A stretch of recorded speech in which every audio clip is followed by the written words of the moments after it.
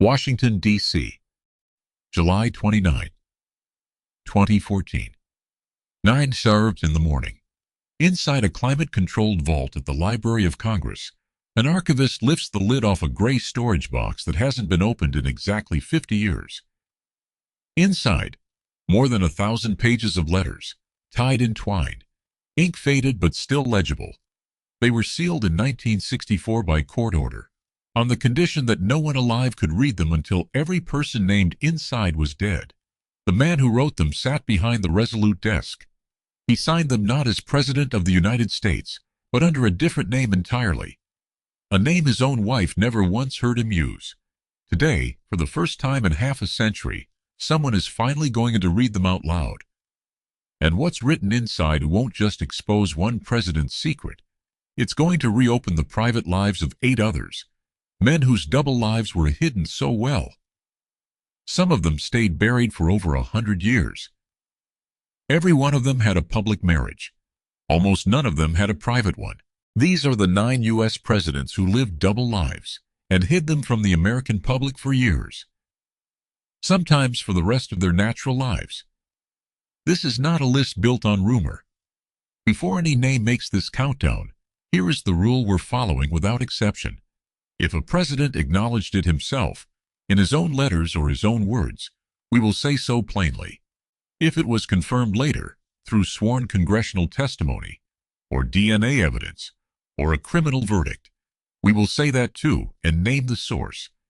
And if something was only ever an allegation, one that was never proven, you will hear the word allegedly every single time it comes up. No exceptions, no matter how famous the name attached to it. Some of these men buried their secrets so completely that historians didn't confirm them until decades after these presidents were already in the ground. One of them didn't have to wait that long. His secret became a criminal case in a Manhattan courtroom less than 2 years ago. Before we start counting down, take a guess. Write your prediction for number 1 in the comments right now.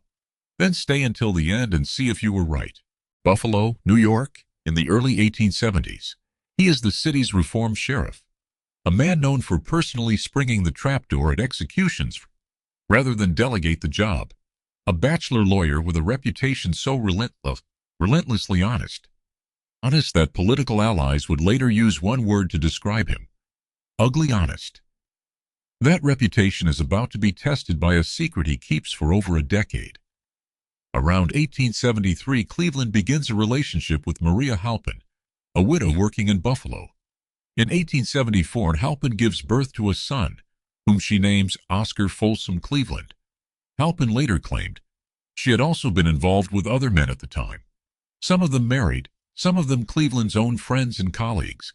Cleveland never denied the possibility that the child was his, but according to his own private letters, he wasn't certain either. What he did instead was accept financial responsibility anyway, reportedly because, as the only unmarried man connected to Halpin, taking the blame meant no one else's marriage would be destroyed by the scandal. He arranged support payments, and for years the matter stayed buried in Buffalo. It didn't stay buried. In 1884, with Cleveland running for president, the Buffalo Evening Telegraph published the story under the headline, "A Terrible Tale," accusing the Democratic nominee of fathering an illegitimate child and abandoning the mother. Within weeks, crowds at Republican rallies across the country were chanting a taunt that would follow Cleveland into the history books. "Ma, ma, where's my pa?" Cleveland's own campaign advisors braced for disaster. Instead, he gave them one instruction: tell the truth, whatever it costs. No denial, no cover story, just confirmation that he had paid support and would continue to. It was a gamble almost no political strategist would recommend today. And it worked. Cleveland won the election in November 1884, becoming the only president in American history to serve 2 non-consecutive terms. And the crowds who'd mocked him got their own answer chanted right back at them: "Gone to the White House, ha ha ha." Whether Cleveland was actually the boy's biological father remains disputed by historians to this day. What isn't disputed is that he chose to carry a scandal he may not have caused, rather than let it destroy someone else's family. He wouldn't be the last president to make that calculation. The next name on this list didn't confess to anything. He just made sure his letters were sealed for 50 years after his death. Those are the letters from the cold open. More than 1,000 pages, sealed by court order in 1964, opened for the first time in July 2014. The man who wrote them was Warren G. Harding, and by every account from people who knew him, he was one of the most personally likable presidents in American history. He was also, according to those same letters, carrying on 2 secret relationships that ran for over a decade, one of them stretching straight through his time in the Oval Office. The longer affair was with Carrie Phillips, the wife of one of Harding's close friends in Marion, Ohio. It began around 1905 and lasted more than 15 years. The letters, over 1,000 pages of them, some running dozens of pages long, describe a relationship so serious that Phillips reportedly threatened to go public unless Harding's campaign paid her off in 1920. According to Republican Party records, Harding's own advisors arranged a monthly payment and a paid trip to Asia for Phillips and her husband, time to keep her out of the country until after the election. The second relationship ran even closer to the presidency itself.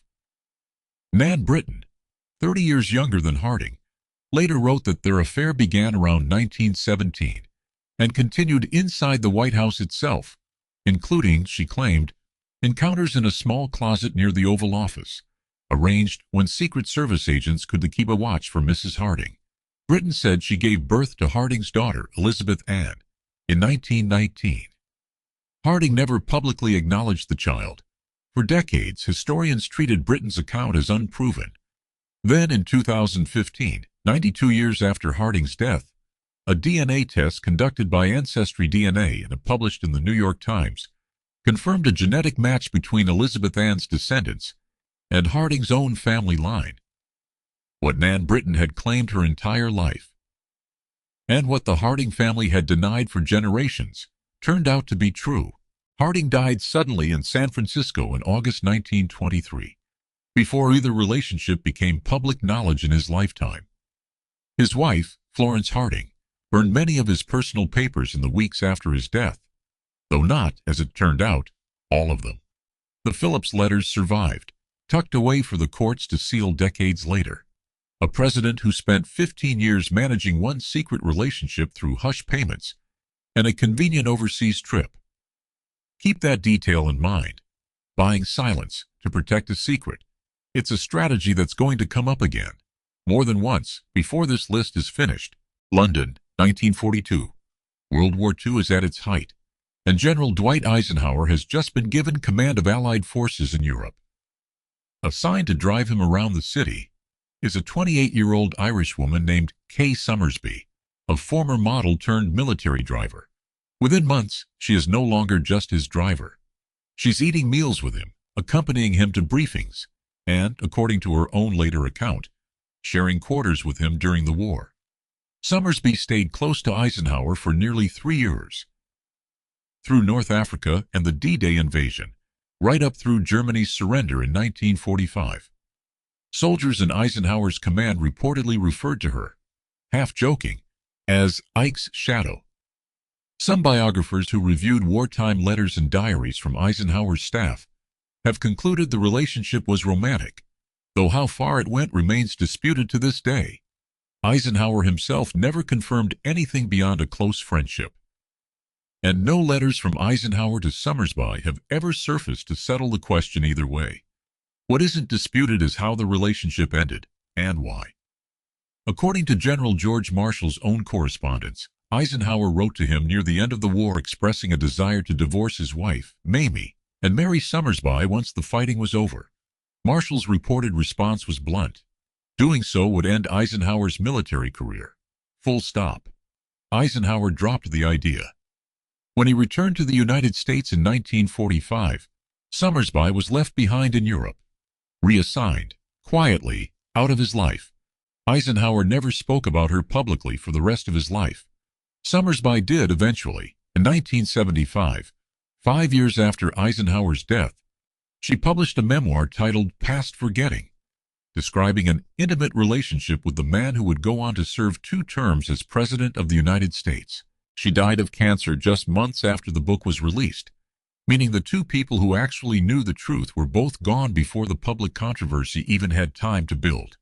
A general who was reportedly willing to give up everything for her. And a president, years later, who never said her name again. Keep that particular contrast in mind. A war hero who almost sacrificed his career for love. Right before this next president sacrifices something else entirely to protect his marriage from a woman he never should have written to in the first place. Washington, D.C., September 1918. Eleanor Roosevelt is unpacking her husband's suitcase after he returns from a trip to Europe. Sick with what doctors believe is pneumonia. Tucked among his belongings, she finds a bundle of letters. They aren't from a colleague or a friend, they're love letters.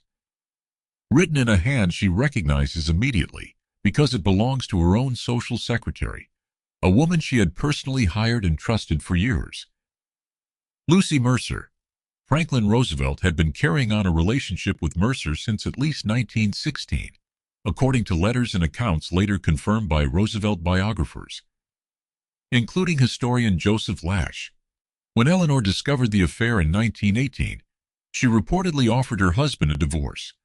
Franklin's mother, Sarah Roosevelt, intervened, threatening to cut off the family fortune that funded Franklin's entire political career if the marriage ended. Franklin's closest advisor, Lewis Howe, warned him bluntly that a divorce would destroy any future in national politics. Divorced men simply did not get elected president in that era. Franklin chose to stay married. In exchange, according to accounts from those close to the family, he reportedly promised Eleanor he would never see Lucy Mercer again. He didn't keep that promise. Historians have documented that the two stayed in contact for the rest of Roosevelt's life, including meetings arranged quietly through his daughter, Anna, meetings Eleanor was reportedly never told about at the time. Roosevelt went on to be elected president 4 times, guiding the country through the Great Depression and most of World War II, all while managing a decades-long secret his own wife discovered by accident and never fully escaped. The secret caught up with him at the very end. On April 12, 1945, Roosevelt was at his retreat in Warm Springs, Georgia, sitting for a portrait, when he suffered a fatal cerebral hemorrhage. Lucy Mercer was in the room with him when it happened. Eleanor was in Washington. She learned only afterward, from her own daughter, that Lucy had been present not just that day, but for a visit Eleanor had never been told about at all. A marriage that survived a scandal in 1918, only to have that same secret standing in the room the day the president died. Roosevelt managed to keep this hidden through 4 presidential campaigns and a world war. The next man on this list didn't have nearly that much discipline, and it very nearly cost him his presidency while he was still in office. Washington, D.C., 1960. John F. Kennedy has just been elected the youngest president in American history, the face of a new generation, married to one of the most photographed women in the world. Behind that image, according to Secret Service agents who later spoke to historians, was a level of personal risk-taking that would have ended most political careers before they started. Kennedy's relationships outside his marriage were documented by multiple biographers, but one in particular didn't stay a private matter. It became a matter of congressional record. Her name was Judith Campbell Exner. Beginning in early 1960, according to her own sworn testimony years later, Exner carried on a relationship with then-Senator Kennedy that continued after he became president. What made the relationship a national security concern wasn't the affair itself. It was who else Exner was seeing at the exact same time. Chicago mob boss Sam Giancana. In 1975, the U.S. Senate's Church Committee, formed to investigate abuses by American intelligence agencies, took sworn testimony confirming that Exner had in fact met with both President Kennedy and Giancana. During the same period, the CIA was reportedly working with Giancana's crime network on plots to assassinate Cuban leader Fidel Castro. Exner herself testified that she had unknowingly carried messages between the two men. The FBI under Director J. Edgar Hoover had been aware of the connection since at least 1962, and according to declassified FBI memos, Hoover personally warned Kennedy about it directly, rather than making it public. The relationship with Exner ended shortly after that warning. But it was only one thread. Biographers, including Robert Dallek, who reviewed Kennedy's private medical records decades later, documented a pattern of numerous relationships throughout Kennedy's time in the White House, arranged with a level of secrecy that involved Secret Service cooperation in scheduling and covering his movements. Dalek's research also revealed something Kennedy hid just as carefully: chronic, serious illness, managed with daily medication, concealed from voters throughout his political career. Kennedy was assassinated in Dallas on November 22, 1963. Before most of this became public knowledge, the Church Committee testimony didn't surface until 1975, 12 years after his death, and only because Congress was investigating something else entirely: how far America's intelligence agencies were willing to go, and how close a sitting president had come to being compromised by the same underworld the CIA was quietly using as a weapon. A president's private life, tangled up with organized crime and a foreign assassination plot, hidden well enough that it took a Senate investigation over a decade later to even confirm it happened. The next name on this list didn't need a mob connection to hide his secret. He had an entire biographer spend years just cataloging his. Texas, the early 1960s. Lyndon Johnson is one of the most powerful men in Washington, first as Senate Majority Leader, then as Vice President, then as President after Kennedy's assassination in November 1963. And according to the most exhaustive presidential biography ever written about him, power wasn't the only thing Johnson pursued with relentless, almost compulsive energy. Historian Robert Caro spent decades researching Johnson's life for his multi-volume biography. The years of Lyndon Johnson, interviewing hundreds of people who worked alongside him, drove for him, and lived near him in Texas and Washington. What Caro documented was a pattern stretching back to Johnson's earliest political career. Numerous relationships outside his marriage to Lady Bird Johnson, conducted with a boldness that reportedly startled even his own staff. Caro's research describes Johnson as, at times, remarkably unconcerned with secrecy compared to the presidents before him. According to aides quoted in Caro's books, Johnson would openly reference his relationships in front of staff members, seemingly confident that loyalty and fear of his political power would keep anyone from repeating it. One relationship in particular, with a Texas socialite named Alice Glass, reportedly spanned decades, beginning in the 1930s, and continuing on and off through much of Johnson's rise to power.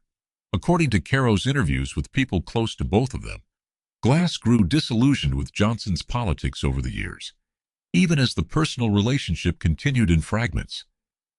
Lady Bird Johnson, for her part, was reportedly aware of at least some of her husband's relationships, and, according to accounts from people close to the family, made a private decision to stay in the marriage regardless, prioritizing the political partnership the two had built together over decades. Johnson never faced the kind of public reckoning that hit other names on this list. No confession, no lawsuit, no DNA test. Decades later, the information stayed largely inside Washington political circles and Texas social circles during his lifetime, surfacing publicly only through Caro's research that didn't begin publishing until 1982, a full 9 years after Johnson's death in 1973. That's the pattern with Johnson specifically. Not a single hidden letter or a single secret relationship uncovered once, but a decades-long pattern that an entire generation of Washington insiders apparently knew about and simply never discussed publicly. Power, it turns out, doesn't just help you pass legislation. It can also buy you silence. Silence bought through influence is one thing. The next two names on this list bought it a different way entirely, with cash and with legal maneuvering. And the higher we climb on this countdown, the more expensive keeping quiet gets. Washington, D.C., 1992.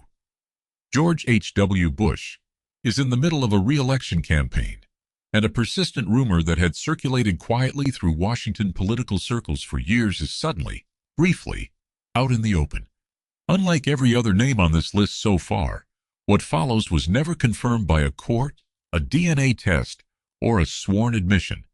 It stayed exactly what it started as, an allegation, but it's one that reportedly worried the Bush campaign enough to prepare a response for it. The rumors centered on Jennifer Fitzgerald, a longtime aide who had worked closely with Bush since the 1960s. Following him through his roles as UN ambassador, CIA director, and vice president, according to reporting at the time, including a 1988 story in a British tabloid that a major U.S. newspaper declined to publish due to lack of confirmation. Fitzgerald and Bush were allegedly involved in a long-term relationship that spanned decades of his career. Bush's campaign publicly and firmly denied it. Fitzgerald herself denied it as well, on the record, when reporters asked her directly. In 1992, journalist and Bush biographer Michael Kranish reported that during a campaign strategy meeting, Bush was reportedly asked directly by his own advisors whether the rumor was true, so the campaign could prepare for reporters potentially asking the same question. According to that reporting, Bush firmly denied any affair had taken place. No American news organization ever published the allegation as confirmed fact. No independent evidence, no letters, no witnesses providing sworn testimony, no forensic confirmation ever surfaced to verify it, then or since. What makes this case different from every other name on this list isn't the rumor itself. Washington has never been short on rumors. It's that this is the only one that stayed a rumor. Cleveland admitted responsibility. Harding's daughter got a DNA match. Kennedy's relationship with Judith Campbell Exner reached a Senate committee. This one never got further than reporters asking questions and a campaign issuing denials. That distinction matters because it's a reminder of the very rule this list opened with. An allegation, no matter how many decades it circulates, is not the same thing as a confirmed fact. Bush served one term as president, from 1989 to 1993, and the rumor about Fitzgerald never developed into anything more concrete than it already was. Which brings this list to its final two names, and unlike Bush, neither of them has the luxury of an unconfirmed rumor to hide behind. One faced impeachment. The other faced a jury. Washington, D.C., January 1998. A story breaks that will consume the country for the next 13 months. President Bill Clinton, according to allegations first reported by the Drudge Report and then confirmed by mainstream outlets, had an intimate relationship with a 22-year-old White House intern named Monica Lewinsky. Clinton's response, delivered on national television with his finger pointed at the camera, became one of the most infamous denials in presidential history. I did not have sexual relations with that woman. That denial did not hold. Independent counsel Kenneth Starr, already investigating Clinton over an unrelated matter, expanded his inquiry after learning of taped conversations in which Lewinsky discussed the relationship with a colleague, Linda Tripp. Under subpoena, Lewinsky provided physical evidence, a garment with genetic material later confirmed by DNA testing to match Clinton.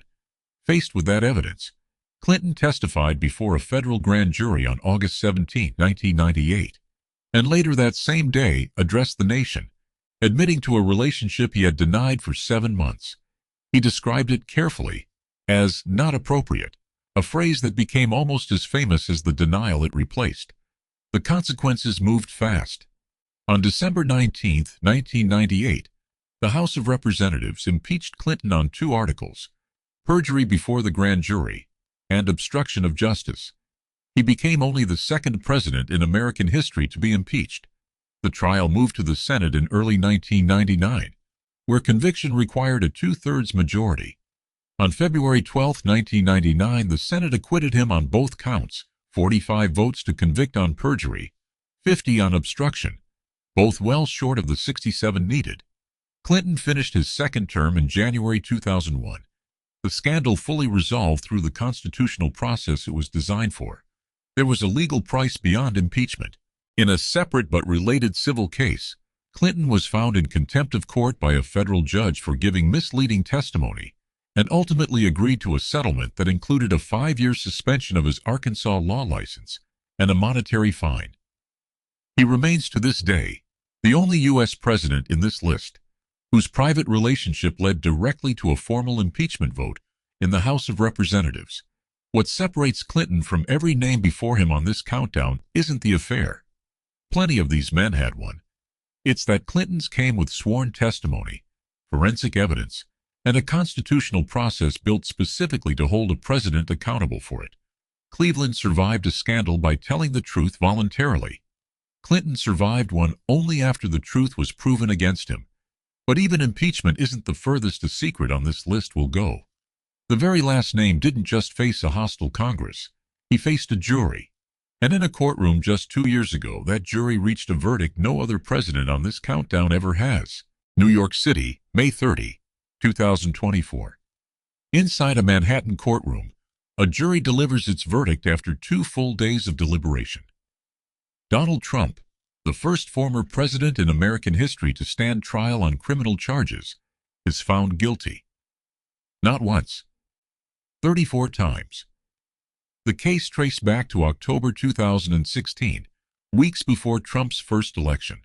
According to prosecutors, adult film actress Stormy Daniels was preparing to go public with an account of a sexual encounter she said took place with Trump in 2006, which Trump has denied. To keep the story from breaking before Election Day, Trump's then attorney Michael Cohen arranged a $130,000 payment to Daniels in exchange for her silence. Funded through a shell company Cohen set up himself. Cohen later pleaded guilty in federal court in 2018 to campaign finance violations connected to that payment, and testified that Trump had directed and personally reimbursed him for it. The reimbursement was where prosecutors built their criminal case.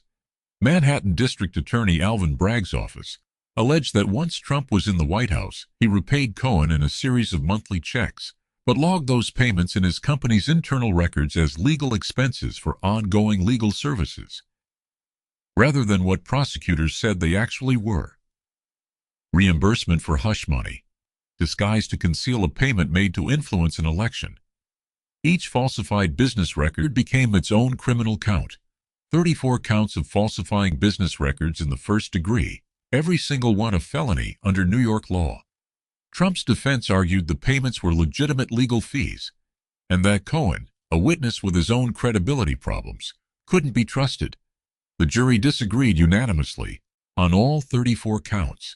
On January 10, 2025, Trump was sentenced to an unconditional discharge, meaning no prison time, no fine, no probation, but the felony convictions themselves stood, making him the first American president, current or former, to be sentenced as a convicted felon. Every other secret on this list took years, sometimes decades, to surface. A sealed letter, a DNA test generations later, a Senate committee digging through Cold War files. Trump's secret became public within days of the original Wall Street Journal reporting in 2010, and the criminal case built around covering it up reached a jury's verdict less than 6 years after that. No other president on this countdown has that word attached to his name in a courtroom transcript: guilty. 9 presidents, 9 hidden relationships, spanning over 150 years of American history. Some buried by silence, some by hush money, and one, finally, exposed all the way to a jury's unanimous verdict.